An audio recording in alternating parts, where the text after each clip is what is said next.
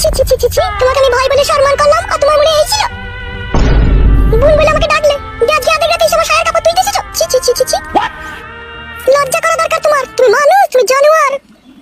তুমি না বুঝে না শুনে আমাকে শুকনো অপমান করেছো তুমি। চুপ, শুনে বাচ্চা, একটা কথা বলবি না তুই।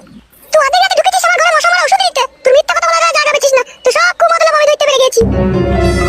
সকাল হোক তুই বাড়ি ছেড়ে পালাবি, নাইলে আমি লোক রেখে তোর বিচার করবো বলে দিলাম তোকে। তোকে আমি ভাই বলে আর মানবো না।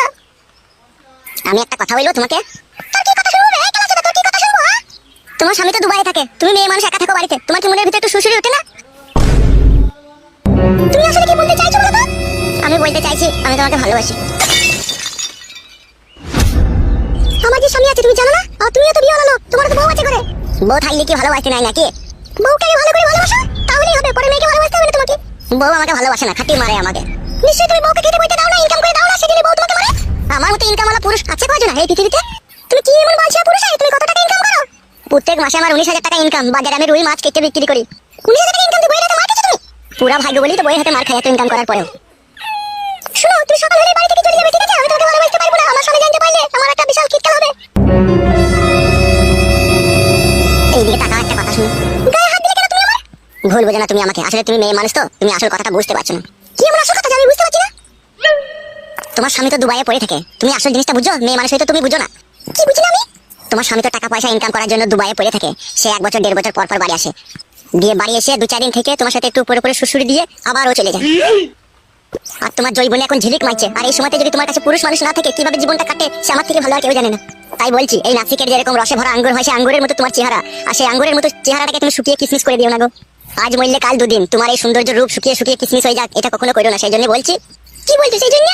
সেই জন্য বলছি তোমার স্বামীকে একটু ফাঁকি দিয়ে আমার সাথে একটু করো। একবারে চরিত্রহীন তো তুমি, লম্পট তো।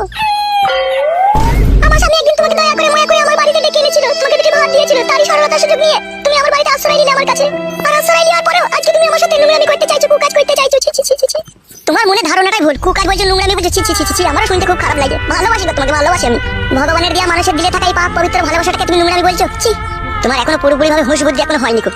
ভালোবাসা কখনো নোংরামির জন্য নয়, ভালোবাসা হচ্ছে সারা জীবন জড়িয়ে ধরে বুকে রেখে দেওয়ার নামই হচ্ছে ভালোবাসা। যেদিনকে তোমাকে আমি প্রথম দেখেছিলাম সেদিনকেই তোমাকে আমি মনে প্রাণে ভালোবেসেছিলাম, কিন্তু আমি তোমাকে বলতে পারিনি, যেহেতু তোমাকে আমি বোন বলে ডেকেছিলাম। কিন্তু আজ ভাবলাম তোমার সাথে আমার কোনো রক্তের সম্পর্ক নেই, তুমি আমার মায়ের পেটের বোন লইকো, তোমার সাথে ভালোবাসার সম্পর্ক রাখা জায়েজ হবে। তাই আমি সারা রাত চুল্লু মাল খেয়ে সিদ্ধান্ত নিয়ে তোমাকে আমি ভালোবাসার প্রস্তাব দিতে তোমার ঘরে গিয়েছিলাম, আর তুমি আমাকে ভুল বুঝলে। ভালোবাসা কোনো খারাপ জিনিস নয়, ভালোবাসা ভালো জিনিস। আর যেহেতু তোমার ঘরে স্বামী নাই, তোমার তো ভালোবাসা চলবে। যে মেয়েদের স্বামী আছে ঘরে তারাও দেখো ভালোবাসে 2-3টি করে। আর তোমার তো স্বামী নাই বাড়িতে, সে দুবাই থাকে, 1 বছর 1.5 বছর পর বাড়ি আসে, তোমার তো ভালোবাসা তো অতি অবশ্যই দরকার। তাই বলছি অত চিন্তা ভাবনা না করে, আজকে পৃথিবীতে বেঁচে আছি, কাল বেঁচে নাও থাকতে পারি, ওই জন্য বলছি এত টাইমটাকে আর শেষ করে দিও না। এসো। কোথায় যাবো আমি? এখন নয়, তুমি যেটা বললে সেই বিষয়ে আমি সিদ্ধান্ত নেব, অনেক চিন্তা ভাবনা করবো তারপরে। তুমি আমাকে ভালোবাসবা, তাও আবার এত চিন্তা ভাবনা কিসের? আমি কাউকে কোনোদিনও ভালোবাসিনি, আমার ভয় লাগছে যদি কিছু হয়ে যায়। যতদিন এই ফটকের বুকের ভিতরে জান থাকবে ততদিন এই ফটকে তোমাকে আপন করে রেখে দেবে, নিজের বইয়ের চোখে দেখবে তোমাকে। আমার চোখের দিকে তাকিয়ে দেখো, সেখানে শুধুই তোমার ছবি, আর এই বুকের ভিতরে কলজের সাথে তুমি মিশে গিয়েছো। তাই বলছি শোনা, আমি একটা রক্তে মাংসে করা মানুষ, আমার ভালোবাসাটাকে আর তুমি দূরে সরিয়ে দিও না, আমাকে একটু ভালোবেসে আপন করে নাও।